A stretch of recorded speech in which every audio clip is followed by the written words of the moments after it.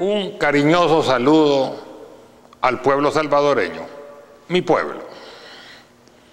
Si hay un tema donde aclarando conceptos se vuelve esencial, lo constituye el Medio Oriente, sus conflictos, sus países, su historia, sus religiones, sus guerras, sus tradiciones, sus costumbres. Es tan poco lo que se sabe y lo que se dice generalmente ya viene tergiversado y parcializado y localmente incluso se tergiversa y parcializa aún más.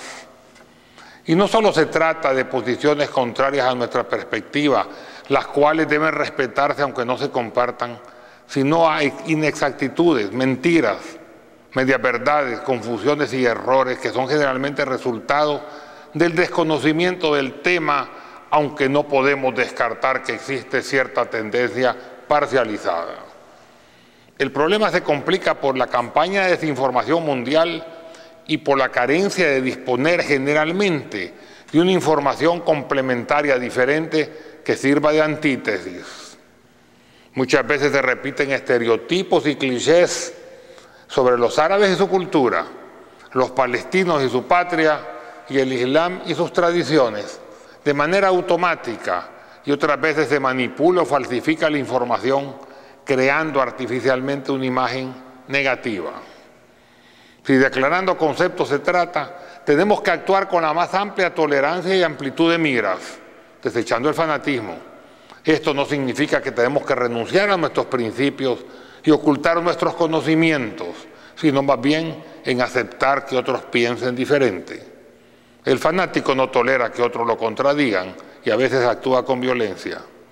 Confirmamos así nuestras creencias y rechazamos tajantemente el fanatismo y su contrario, el antifanatismo, porque como lo he dicho en un programa anterior de Aclarando Conceptos, el antifanático es también fanático de su propio antagonismo. En nombre de la comunidad salvadoreña de origen árabe palestino, integrada por el 1% de la población salvadoreña aproximadamente, ratificamos nuestro planteamiento principal. Somos salvadoreños 100%, orgullosos de pertenecer a esta patria bendita, El Salvador, pero también nos sentimos orgullosos de nuestro origen árabe, una raza con gran tradición, brillante historia y cultura ancestral, y con la peculiaridad especial de ser árabe palestino, un pueblo noble, activo y generoso, amante de la paz, pero también conocedor de sus derechos inalienables, entre ellos el reconocimiento del Estado palestino, libre, soberano e independiente. Y en mi caso especial, también representando a la comunidad islámica de El Salvador, pacífica, tolerante y en crecimiento constante, donde no existe racismo alguno y por consiguiente todas las razas son bienvenidas y consideradas igual. Es de aclarar que aunque el arabismo y el islam son términos entremezclados, son diferentes entre sí, siendo árabe un término racial e islam un término religioso. La principal diferencia puede aclararse en el siguiente concepto: no todos los árabes son musulmanes, ni todos los musulmanes son árabes. Ambas comunidades, palestina y musulmana en El Salvador, son pacíficas y tolerantes, con una magnífica relación histórica con la comunidad judía de El Salvador. La Embajada de Israel debe de considerar esta magnífica relación, que es motivo de ejemplo para otras comunidades en el resto de América Latina, tratando de utilizar las palabras adecuadas para decir lo mismo sin ofender ni fomentar enemistades inexistentes. Quiero también hacer un llamamiento público a la comunidad palestina y también a todos los miembros de la comunidad musulmana, que el conflicto entre Palestina e Israel no debe trasladarse a El Salvador y que la tradicional amistad entre las comunidades de origen judío y palestino o el acercamiento entre las religiones judía y musulmana en nuestro país a través de Religiones por la Paz deben permanecer incólumes. Otro punto importante es que no podemos descartar que la creación de un Estado palestino, libre, soberano e independiente, sea un derecho inalienable del pueblo palestino y un deber de toda la comunidad internacional. Como personas amantes de la paz, no podemos justificar la guerra, la cual lamentamos, pero comprendemos que este enfrentamiento entre Israel y Palestina es tan solo reciente y que la enemistad no es de ningún modo histórica. Quiero así refutar el mito de la enemistad tradicional entre judíos y árabes. La historia, hasta la funesta intervención en Oriente Medio por los europeos durante el siglo XIX, no había conocido conflictos serios entre ellos. Muy al contrario, estas dos ramas de la raza semítica habían vivido durante muchos siglos pacíficamente en Tierra Santa. El antisemitismo es una invención de Occidente, tiene sus raíces en el mundo grecorromano y las primeras persecuciones de judíos tuvieron lugar en la Alejandrina helenística y se agudizó con la destrucción de Jerusalén por Tito, el emperador romano, en el año 70 después de Cristo. Se intensificaron durante el oscurantismo medieval de Europa, cuando los cruzados conquistaron Jerusalén en el año 1099, pasaron a cuchillo no solo a los habitantes musulmanes, sino también a todos los judíos y a los cristianos de distintas iglesias tradicionales dentro de la mismísima iglesia del Santo Sepulcro, en una de las matanzas más horrorosas de la historia. Y durante los siglos que siguieron, los países islámicos fueron un refugio para sus hermanos judíos perseguidos en Europa. Las víctimas de la Inquisición española, los llamados sefardíes o sefaradíes, huyeron a los países árabes de África del Norte y hasta Egipto y el Oriente Medio, donde fueron recibidos fraternalmente e incluso recibieron puestos de gobierno hasta en las mismas cortes del Imperio Otomano musulmán. De la misma manera, este mundo árabe fue en el siglo XIX y XX refugio para los judíos que escaparon de las persecuciones en la Europa central y oriental, de aquellas horribles matanzas de pogroms en Polonia y Rusia, y posteriormente del detestable holocausto nazi. Con toda razón, la Enciclopedia Hebraica, en su edición española de 1936, afirmaba: durante varios siglos, los países islámicos fueron la verdadera salvación para los judíos europeos.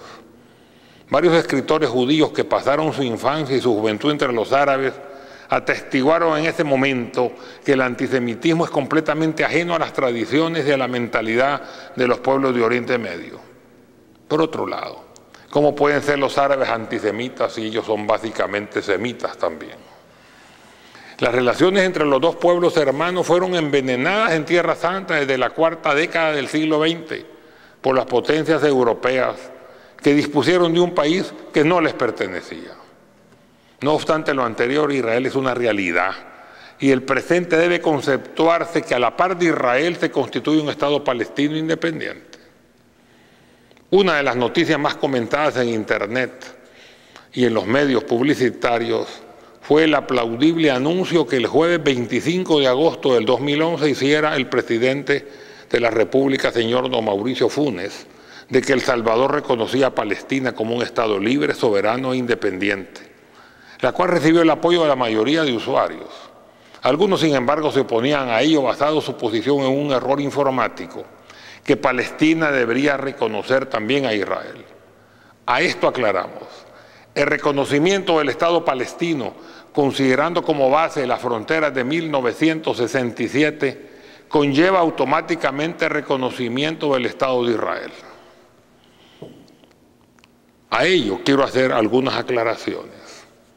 La posición del presidente Mauricio Funes es totalmente aplaudible, porque reconoce el Estado palestino, pero conlleva condiciones sensatas y equilibradas para fomentar la paz y no profundizar la guerra.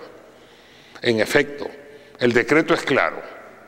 El país reconoce formalmente a Palestina a partir de esta fecha, jueves 25 de agosto de 2011, como un Estado libre, soberano e independiente, aunque también reitera su respaldo al derecho del Estado de Israel a existir dentro de fronteras seguras e internacionalmente reconocidas. También se menciona que el gobierno reafirma su convicción y esperanza que este reconocimiento formal contribuye a una relación pacífica, justa y duradera entre Palestina e Israel. El Ejecutivo reiteró que siempre ha apoyado incondicionalmente un proceso de paz entre Israel y Palestina que conduzca a la coexistencia pacífica de dos estados con fronteras seguras y reconocidas internacionalmente. El gobernante reconoció que la decisión oficializada el jueves responde a una deuda histórica, y a esto nosotros agregamos que no pudo ser saldada más que por un presidente con la suficiente entereza para tomar decisiones trascendentales que fomenten la paz a la par de la justicia y con suficiente valor para reconocer que nuestro país también es independiente a la hora de tomar decisiones y que no podemos seguir siendo presionados para tomar decisiones diferentes a la gran mayoría de la comunidad internacional que aprobó en este caso anteriormente el Estado palestino. Dejarse presionar ha sido la tónica de los gobiernos anteriores y así nuestro país históricamente se ha distinguido por tomar posiciones reñidas con la gran mayoría de la comunidad internacional, considerándonos como diferentes más bien que originales, aunque en situaciones no muy aplaudibles que digamos. La Embajada de Israel no debería estar decepcionada si analiza a profundidad el reconocimiento del Estado palestino, ya que de él se deriva una serie de consideraciones convenientes a saber. Primero, se reconoce el acuerdo de partición de Palestina dado por la Asamblea General de la ONU el 29 de noviembre de 1947, resolución número 181 y por consiguiente la existencia del Estado de Israel. Segundo, se considera como base las fronteras previas a la guerra de 1967 y por consiguiente la anexión de territorios en 1948 es aceptada.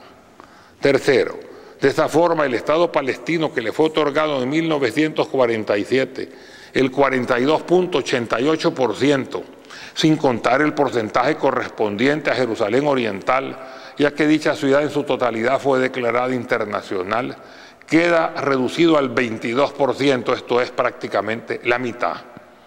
Si a este territorio se le pretende quitar un porcentaje sustancial adicional, el Estado palestino no sería ni factible ni autosostenible. 4. Se reconoce pequeños ajustes territoriales mutuos, lo que daría a Israel y Palestina fronteras seguras y reconocidas internacionalmente. 5. El Estado palestino necesitaría tener una relación pacífica con Israel, ya que su viabilidad pasa por un Estado israelí no hostil.